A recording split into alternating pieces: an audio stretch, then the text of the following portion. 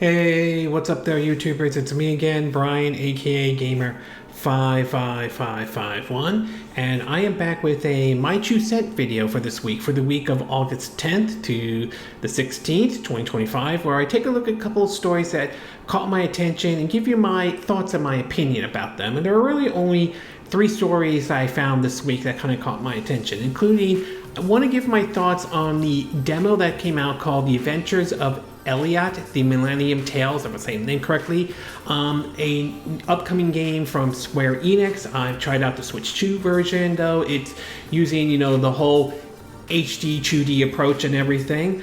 An interesting report coming out in terms about regarding Switch 2 dev kits, which some kind of view this report questionable, others don't. And a comment made by EA in regards of why you don't see a Dragon Age Remastered and all. If you're interested where I got the source of these information, links will be in the description of this video. And also timestamps will also be in the description as well if there are certain parts of this video you wish to skip to and all. But before we get started, I like to do what I like to call the quick My 2 Cents. Stories that kind of caught my attention, but I'm not going to go into a huge amount of details though. We basically, the first one has to do with the fact that Bandai Namco may have leaked the next remaster of their Tales series though. I unfortunately don't know the name, and I have a hard time saying the word or everything like that, but supposedly this was released on both the PS3 and the 360 era as well. I believe there were 2 entries and everything like that. I wouldn't be against it, but then again, I remember the Tales of Symphonia, if I say the name correctly, that was ported over to the Switch, original Switch, and of course the other systems, and how that, well, let's just say the response to that wasn't pretty good. So we'll see how this one does and everything like that. So we'll have to wait and see. We do have a report that basically is reporting that the Grand Theft Auto trilogy for the physicals could be getting the full game in a Switch, in a Switch cartridge and everything like that. However, there has been an update to that story, as it does seem to indicate that showing up supposedly on a page in Europe seem to indicate that this may be just a code in a box or something like that. Obviously, there's no official confirmation on this or anything. Would I have liked to have all 3 games in a Switch cartridges and all? Yes, I would say I would like to see that happening, but knowing this is Rockstar and Take-Two Interactive, it would not surprise me if it's just a code in a box. Either way, I don't see myself jumping on board and getting this if this is a code in a box, and especially the reputation this game earned when it was originally launched and everything, although supposedly the claim is that they fixed a lot of the things and everything like that. So either way though, I'll keep an eye on this, but it's not on my radar at this time. We also learned that there were comments made from the Tekken director in regards of the possibility of a Switch 2 port. Basically is referring to the fact that he's not ruling this out or not out of the realm possibility, but says that there would have to be a lot of work into it though. And that may or may not be true depending on who you're asking and all. I mean, we did get Street Fighter 6 on the Switch 2 and everything, and yeah, I mean, they did port that game over. We learned how that used DLSS, and they were able to get it at 60 frames per second. I guess based on the footage that's been out about the Switch 2 version of Street Fighter 6 is some of the backgrounds may have been compromised to a certain extent. Which wouldn't surprise me to a certain degree though, but it does seem like they're not ruling it out though. There's always a possibility that if Tekken 8 does come to the Switch 2, that they could have a port house handle that though. So that certainly could work depending on how well the studio handles the port and everything. So no word if it's coming to the Switch 2 at this time, but it doesn't seem like they're ruling out the possibility that Tekken 8 could make its way to the Switch 2. We also learned that basically Bandai Namco is moving ahead with creating a new game engine and all. The idea behind it seems to be that they don't want to rely heavily on, the Unreal Engine, third-party engines and everything like that. This may or may not work depending on who you ask though. While I understand the reason why some developers want to create their own engine and everything, and I don't think that's necessarily a bad thing, we've seen cases where some developers have dropped their own engine in favor of going with engines like the Unreal. I mean, one example is with after the release of Cyberpunk 2077, CD Projekt Red dropped their so-called Red Engine and moved ahead with Unreal Engine 5 for the upcoming Witcher 4. We've seen how the developers at 343 Industries, I believe it's called 343 Industry, or it could be 343 Studios, have dropped the engine they've used for the past Halo games to now focusing on using it for Unreal Engine 5. So this can go either way and all. So we'll have to wait and see what Bandai Namco puts out. Maybe this engine is good, maybe it's not. Hopefully, if they have games running on this engine, hopefully this means we'll see some of these games make their way to the Switch 2, but time will ultimately tell though.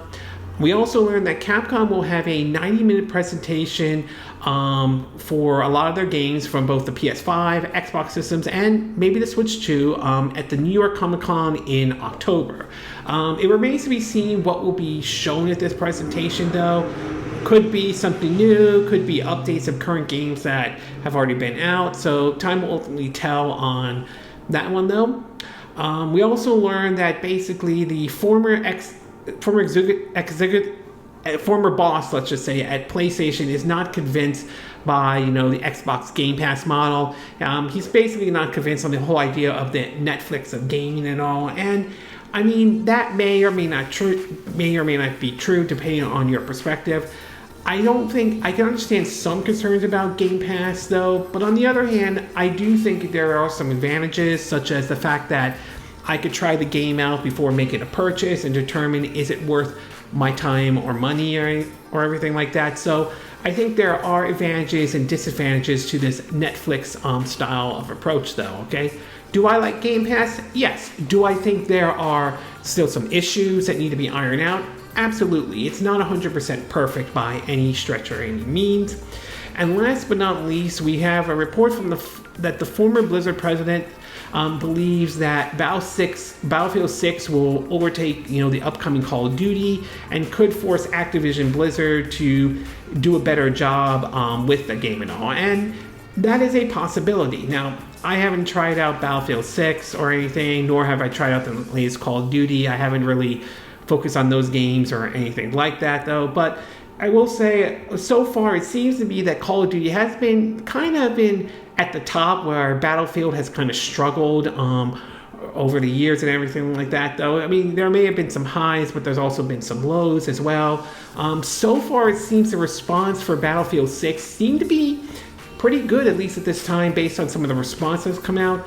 Whether or not this could overtake Call of Duty when that game comes out remains to be seen, but if it does, I definitely could see this open the door to the possibility that could force Activision Blizzard to maybe reevaluate their approach to Call of Duty going forward, maybe force them to improve certain areas that some people may have been, maybe some people out there felt like Activision Blizzard has dropped the ball on. So time will ultimately tell if the former Blizzard president is correct that Battlefield 6 will boot stomp Call of Duty this year and all, and maybe force them to make changes and everything.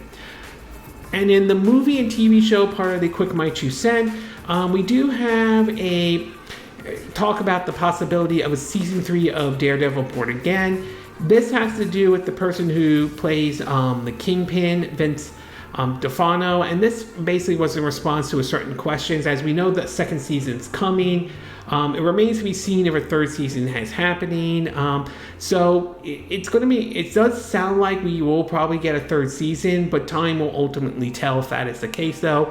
I did enjoy Daredevil Born Again. I like the grounded approach and everything like that. And I liked how it was like the M-rated, no holding back and everything. I like the approach they've done with Daredevil Born Again so far though. So hopefully we'll see what happens going in with season 2 and everything like that. I'm still curious to see how the Punisher is going to be used in the upcoming Spider-Man Brand New Day, considering we saw what happened to him going into basically following the end of season 1 of Daredevil Born Again. So it'll be very interesting to see how that plays out indeed. We also know that Marvel's Thunderbolt is has a release date and will be streaming. They'll be streaming on Disney Plus soon. I will say it is a little unfortunate that supposedly it didn't do well at the box office, at least according to reports that it underperformed, which is somewhat unfortunate because I thought it was good. I enjoyed it, and I thought that it was nice to see sort of like a B-team Avengers and everything. So it was certainly an interesting movie indeed. But either case, if you missed out on it and you're looking to watch it on Disney Plus, it's going to be on its way there. And last but not least, we do have James Gunn basically talking about Margot Robbie's future in the DC universe at all. So, as some of you are aware, though, with the start of the new DC universe, courtesy of Creature Commandos on HBO Max, and of course the James Gunn Superman movie, there's been some questions about who could make its way over to this and all. Obviously, folks like Henry Cavill or Jason is no longer playing Superman or anything like that, although there are some reports he could play a different character, to be exact though. And of course, we've seen John Cena, who was Peacemaker, make its way into James Gunn's DC universe though. So it's possible Margot Robbie could make her way over, but it's possible it may not be. So we'll have to wait and see, and time will ultimately tell though. But in either case, though, it does seem it's possible that the door may be open, but again, hopefully we'll find out soon whether or not Margot Robbie will basically make her way into James Gunn's DC universe, and whether she plays Harley Quinn or is recast as someone else and all.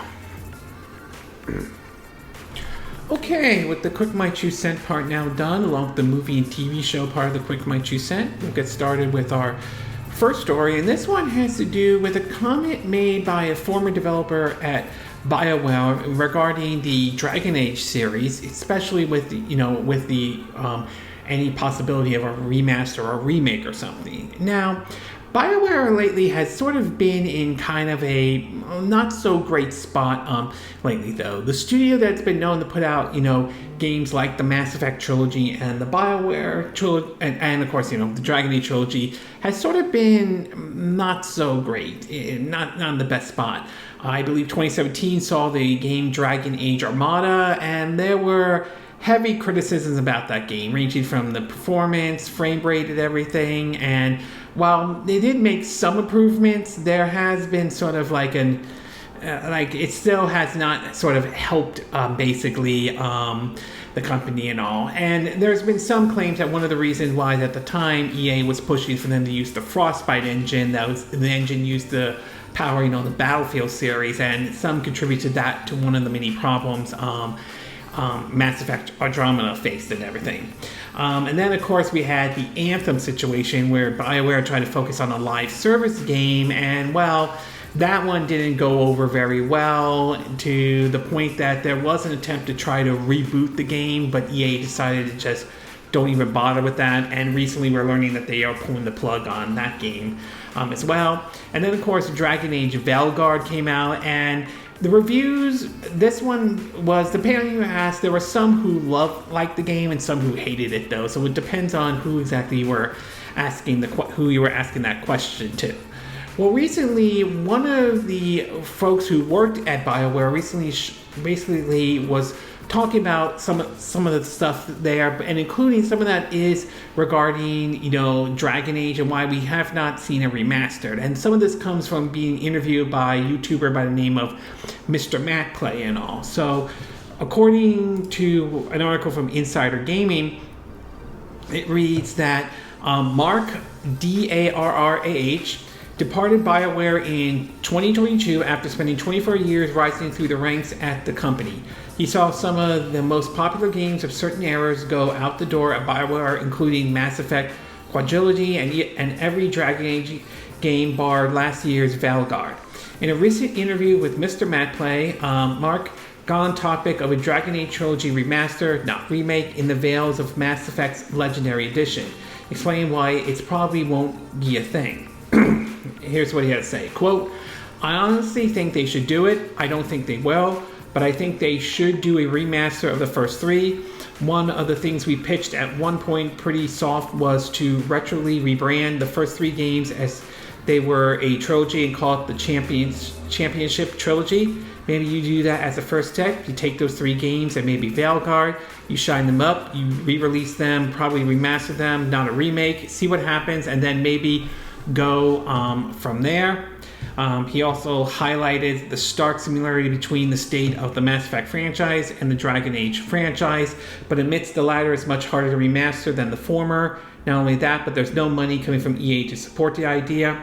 This is what he has to say. Quote, EA said this publicly, they're kind of against the remaster. I really don't know why. It's strange for a publicly traded company to seem to be against free money, but they seem to be against it, so that's part of it.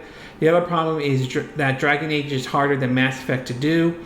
One of the earliest thing was let's do Frostbite's tools and then let's find a mod house that seemed talented to just uplift them and pay them to do the remake of Dragon Age Origins.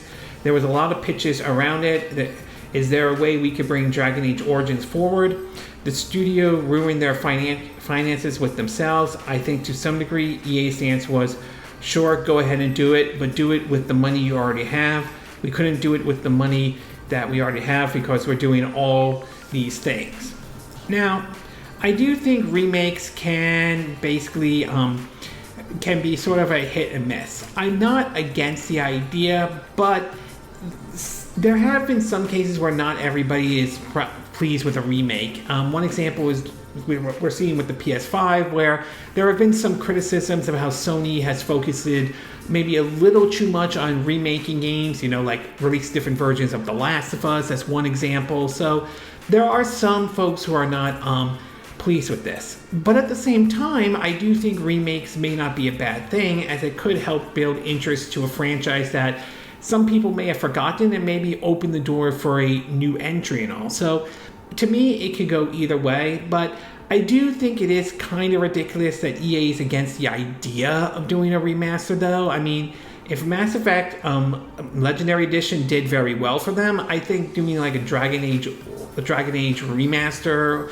or Collector's Edition or something like that might do well if it's handled properly. That's the thing. So it is sort of odd EA isn't even considering, remastering or even try to remake the first 3 games and everything. But time will ultimately tell if that is the case. But given this is EA we're talking about and given their history, I'm not entirely holding my breath and everything like that.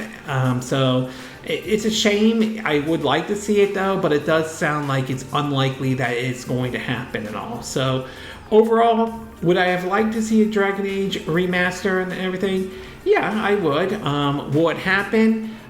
Odds are probably no, but who knows? EA could surprise us one day though. But in the meantime, I wouldn't mind the Mass Effect Legendary Edition making its way over to Switch 2 if that ever happens, though time will tell if EA will do that or not. And if it does happen, it remains to be seen if it will be the full game in the card, or more than likely it will probably be a game key card or a code in the box or something like that. But yeah, I would have liked to. It would have been nice to have seen a remaster or a remake of the first 3 Dragon Age games and all.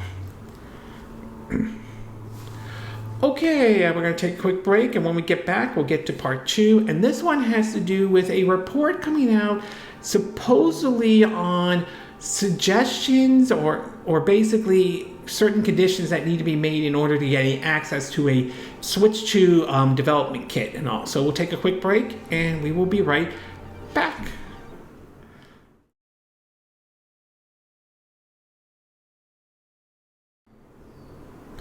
Okay, and we are back with part 2 of my 2 cent video, and for this one we're going to be taking a look at the sort of an odd situation regarding the Switch 2 development kits. Now, I've had my Nintendo Switch 2 for about up to basically almost like a whole month and everything and so forth, or like almost up to almost 2 months though. And I do enjoy the Nintendo Switch 2, ranging from some of the games that have been out for the Switch 2 so far to even, the backwards compatibility of a lot of the Switch 1 games I have. So I do enjoy it though. But some folks out there do believe that basically there's been a lack of games for the Switch 2, depending on who you're asking that question and everything like that. And there has been some reports here and there about whether or not, why not every developer has a dev kit and all. And we've heard reports ranging from the developers of the Warframe games, though, talking about how they don't have a Switch 2 dev kit.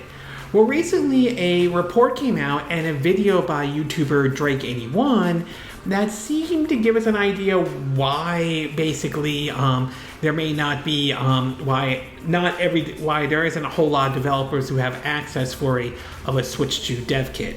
In an article from WCFF Tech, excuse me 1 second, right there. It reads that, quote, as reported by Drake81 in a new video shared on YouTube over the weekend, Nintendo partner Enix Byte Game recently shared on social media some new information on Nintendo's current guidelines for getting access to the Nintendo Switch 2 dev kit. Simply porting a game over from the original system or any format does not automatically grant publishing rights on the new system, as every game, even from existing partners, must be individually improved, with approval only being given to games that showcase the capability of the system by taking advantage of the features, including 4K support at 60 frames per second or up to 120 frames at 1440p resolution in dock mode, implement of game chat and mouse control, support HD to rumble and game share and more.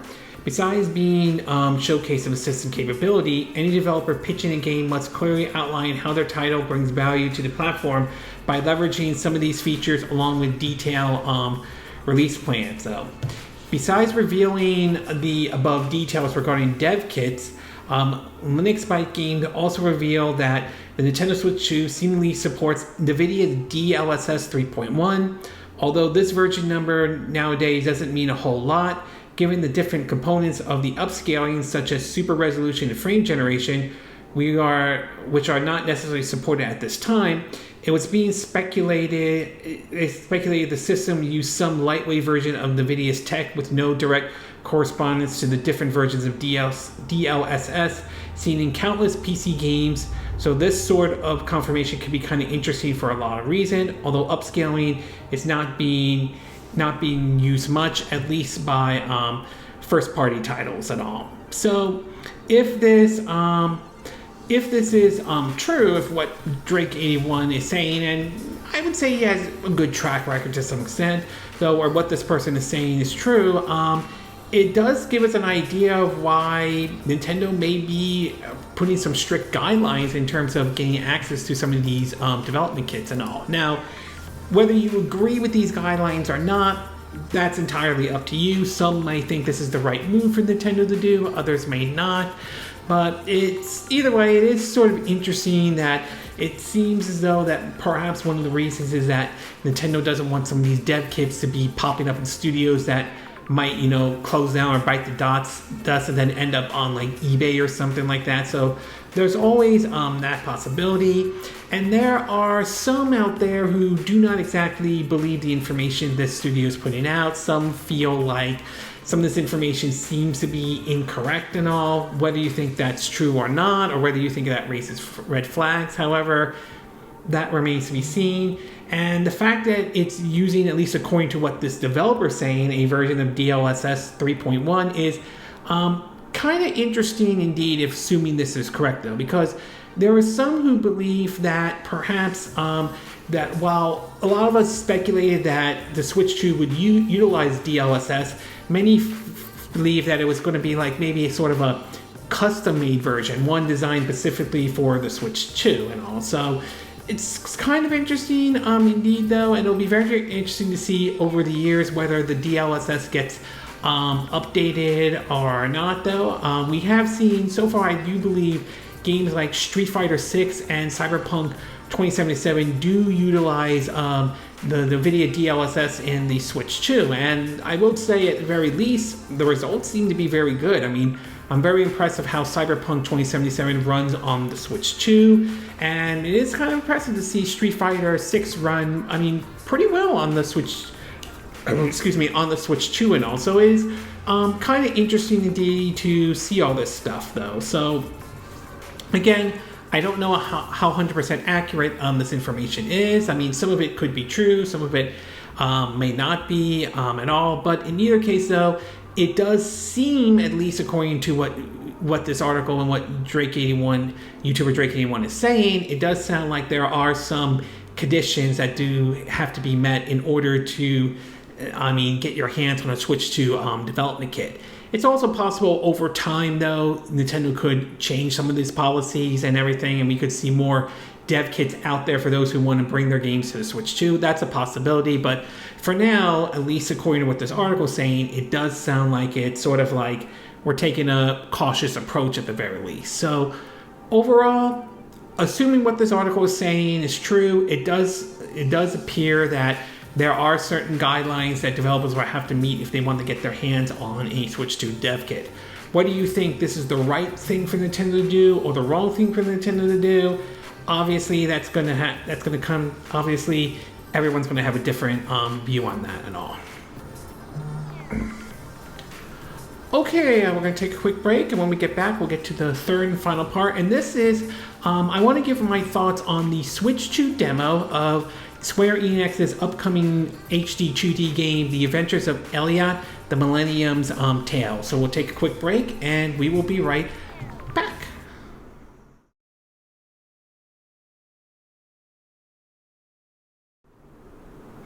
Okay, and we are back with our third and final part of our My Two Cent video, and for this one, I want to give my thoughts on The Adventures of Elliot, the Millennium Tales, if I'm saying the name correctly, though.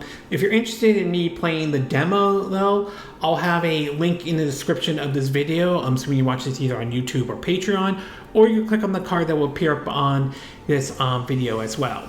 Now, one of the things we saw during the Switch 1 era, and we're kind of seeing lately, has been Square Enix using an art style known as HD 2D, which has, sprites and characters have been basically brought up like in a 3D with a 2D kind of approach to a certain extent, though. And we've seen that first popped up with the Octopath Traveler games, Octopath Traveler 1 and 2. Recently, we've seen it gone into games like Triangle Strategy. We've also seen it in certain remakes like Dragon Quest HD 2D 3 to Live Alive as well. So we've seen it been used a lot before. Some have argued it's been overused too many times. Others enjoy it, though. I tend to be in the camp of thinking it's unique in everything and all. And now we have a new game basically coming out, though, that this was first revealed during the Nintendo Switch partner showcase called The Adventures of Elliot and the Millennium Tales. And recently a demo has come out for the game. I downloaded it onto my Nintendo Switch 2, and after spending some time with it, though, I will say I'm definitely liking what I'm seeing so far, though, especially someone who is a fan of like action RPGs in general, and this seems to be right up my alley and all. So I'm going to break it down into what I like and what I didn't like, mixed. I'm not 100% sure about in regards to this demo, though. In terms of what I like, I do think the gameplay is good and everything like that. I will say there have been some who compare it to the Mana series and all, and while I do think that is true, I also see there's some comparison to the top-down 2D Zelda games, to be exact, though. It's like sort of a hack and slash to some degree. With Zelda, you have your sword. You also can assign items like bombs, which destroy enemies and blow up certain walls, bow and arrows. You even have your own shield. Although this one is you have to be careful because your shield has sort of a stamina, and if it gets hit too many times, you won't be able to use it for at least a bit or something like that. You have to wait for that bar to fill up, though. But in either case, though, it does take some pages from the Mana and the top-down 2D Zelda series and everything, to even going as far as breaking pots or picking them up and throwing them, to cutting grass and everything, as a certain feature in the Zelda series, to be exact. So it definitely feels like that combination between the two, and I think that is certainly a very good thing, and one I will be definitely keeping an eye out, or at least something I like. And also really like that, though, I really like the gameplay in this game at all. And of course the visuals, which has that HD 2D look, and I will say it looks really well, and I definitely, like I said, I am a fan of the HD 2D graphical looks, and this one definitely adds to it though. One thing to point out with the Switch 2 version is that it is running at 60 frames per second though. I believe this one will be on the Switch 1. There won't be, from what I understand, there isn't a graphical upgrade, at least at this time, which is kind of unfortunate if that report is true. So, but still, on the visual side, it definitely looks nice indeed, so definitely good on that. But as far as what I didn't like, mixed, not 100% sure about, I would say as far as the demo of this goes, it is a bit on the easy side. Even when playing it on normal and all, it is sort of a little bit might be easy for some folks though. Now granted, this is a demo, so things could be different once the final game comes out. Though right now there's only like a normal and hard mode, so we'll have to wait and see down the road how the game will be difficult once the final version comes out. Maybe the later games, things will the difficulty will pick up maybe a little bit more. So time will ultimately tell on that one. But as I said, I do believe this is a bit, maybe it might be too easy for some folks and all.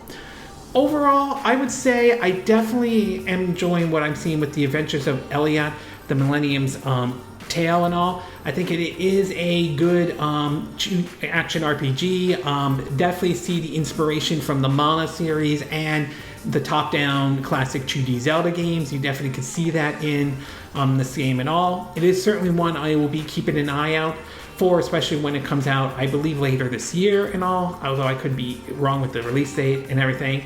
But it's certainly one I will certainly be keeping an eye out.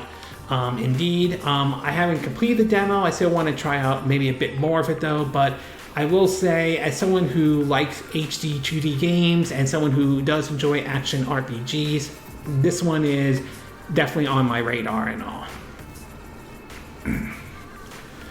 Okay, this concludes this My 2 Cent video for this week. And again, these are my opinion. What are yours? What are your thoughts about EA's decision not to remaster or remake the other Dragon Age games, particularly Dragon Age Original? Do you think this is the right move on EA? Do you think they made the right call? Do you think this is the right decision for them? Do you think it's the wrong decision? Do you think there should be a remaster and remake of the Dragon Age games, much like how we saw with the Mass Effect Legendary Edition? What are your thoughts about this report claiming that there are certain conditions that developers will have to meet if they want to get their hands on a Switch 2 dev kit? Do you think this report is correct? Do you think it's wrong? Do you think Nintendo's being too strict on some of these conditions, or do you think this is the right move for Nintendo though? And what are your thoughts about this report claiming that it uses DLSS 3.1? Do you think that's a good thing? Do you think that's a bad thing in any way? Do you really care in any shape or in any form? And what are your thoughts about the adventures of Elliot, the Millennium's Tale? Have you tried the demo out? Did the game interest you in any way? And if so, which version are you thinking about picking up when the game finally comes out? Do you agree with what I said in this video? Do you disagree? Do you have a difference of opinion? As always, sound off in the comment section below and let me know what you think. And if you do like this video, I hope you hit the like button. I would appreciate it. And I hope you do subscribe to my YouTube channel. If you do, make sure you hit the bell icon for notifications of any new videos I put up. Also, feel free to share this video if you want to, and feel free to donate to my channel if you like. You can do it through PayPal me, Patreon, or Steam Labs. Links will be in the description of this video, assuming you're watching this on YouTube or Patreon. And I will see you again next time when I do another video. Hopefully that'll be soon. Until then, from Southern California, I wish you all a good day then. Bye.